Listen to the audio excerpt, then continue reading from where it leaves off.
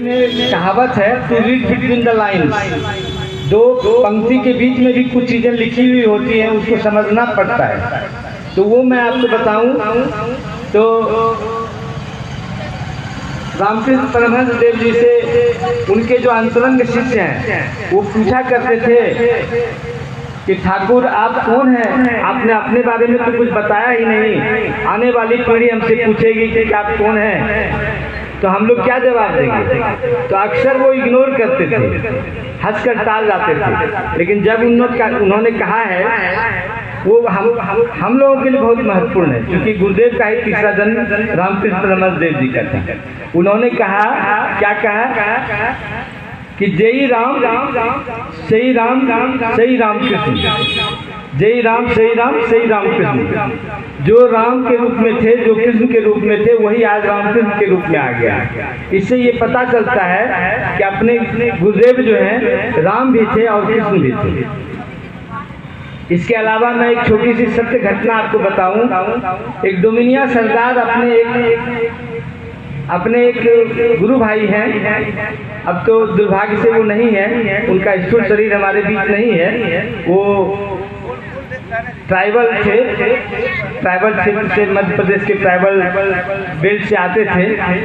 उनके स्वप्न में एक सज्जन बराबर आते थे और उनसे कहते थे कि क्या डोमिनिया तुम खाली सो के खा के अपना समय खराब करते हो, तुम्हारे वजह से मेरा बहुत सारा काम रुका पड़ा है, तुम मेरे पास आओ।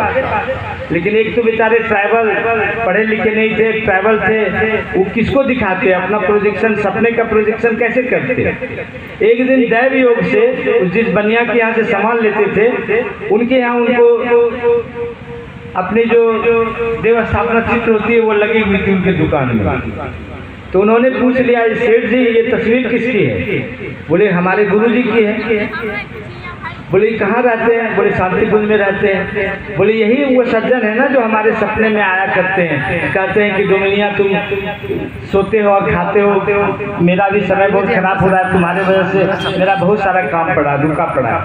तो बोले कि क्या डोमिनिया तुमको जाने का मन है? सेठ जी ने पूछा। बोले हाँ सेठ जी हमको भी जाने का मन है।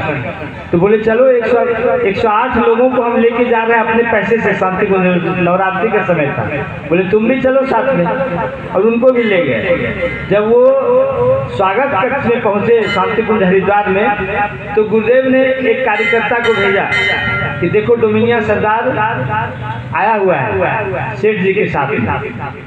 कार्यकर्ता स्वागत कक्ष में गए, उन्होंने कहा कि डोमिनिया को गुरुजी बुला रहे हैं। बेचारा डोमिनिया तो क्या बोलेगा, संकोची था, एक तो ट्राइबल था, वो गुरुजी के बारे में बहुत कम जानता था। उसने ये सोचा कि सेठ जी के अलावा मेरा नाम यहाँ कोई जानता नहीं है, तो वो चुप रहा और जाके गुरुजी को बोल दिया कि गुरुदेव डोमिनिया नाम का कोई आदमी बस्तर से नहीं आया है।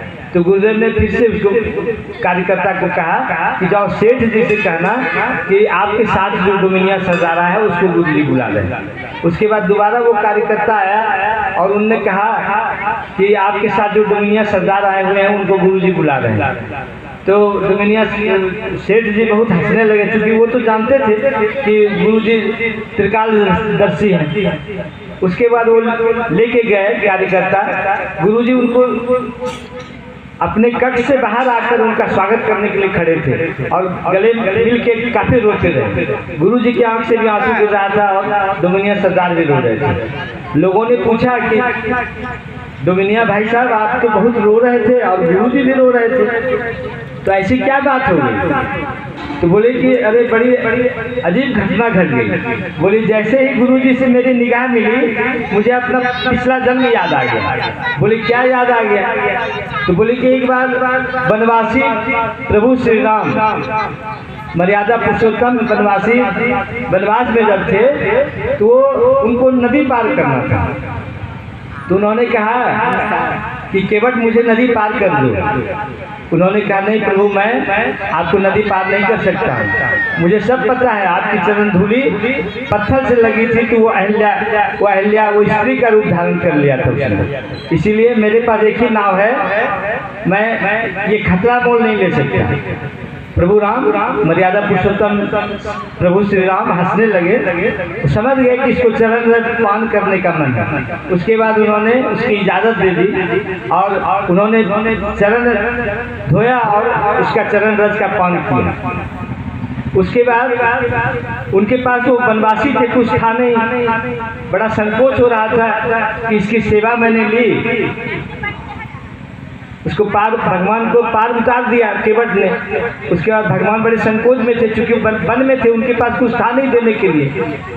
तो माता जी ने समझ गया, माता जी समझ गई, माता सीता जो है, जगन माता सीता जो है, वो प्रभु के भाव को समझ गई और उनके हाथ में एक अंगूठी थी। अंगूठी निकाल के कहा प्रभु दे दीजिए केवट को आप।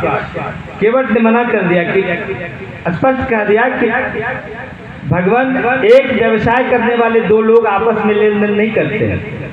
भगवान राम हंसने लगे, बोले हमारा और तुम्हारा व्यवसाय एक कैसे हो गया?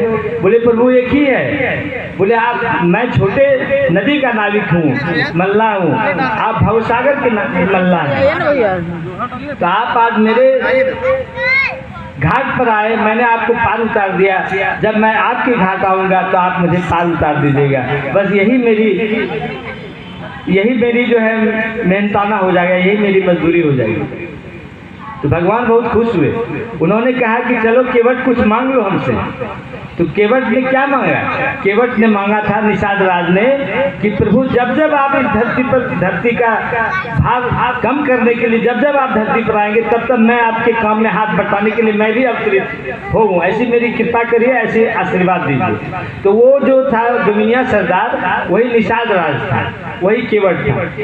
इससे एकदम प्रत्यक्ष पता चल जाता है। अभी 2-3 साल पहले ही डोमिनिया सरदार जी ने शरीर छोड़ा है। वो बस्तर के रहने वाले थे। अपने जो पुराने भाई होंगे, बहुत सारे भाई उनसे मिले भी होंगे, या दीदी लोग उनसे मिले भी होंगे, मिलने का भी मौका मिला होगा। तो अपने जो गुरु जी थे वो प्रभु श्री राम मर्यादा पुरुषोत्तम श्री राम भी थे, कृष्ण भी थे। और ऐसे गुरु ने हमको अपना शिष्य बनाया, ये हमारा परम सौभाग्य है। तो इस सौभाग्य को क्या हम ऐसे ही जाने देंगे, या गुरु जी का जो काम है उसको हम गिद्ध गिलहरी की तरह से छोटी छोटी भूमिका का निर्वहन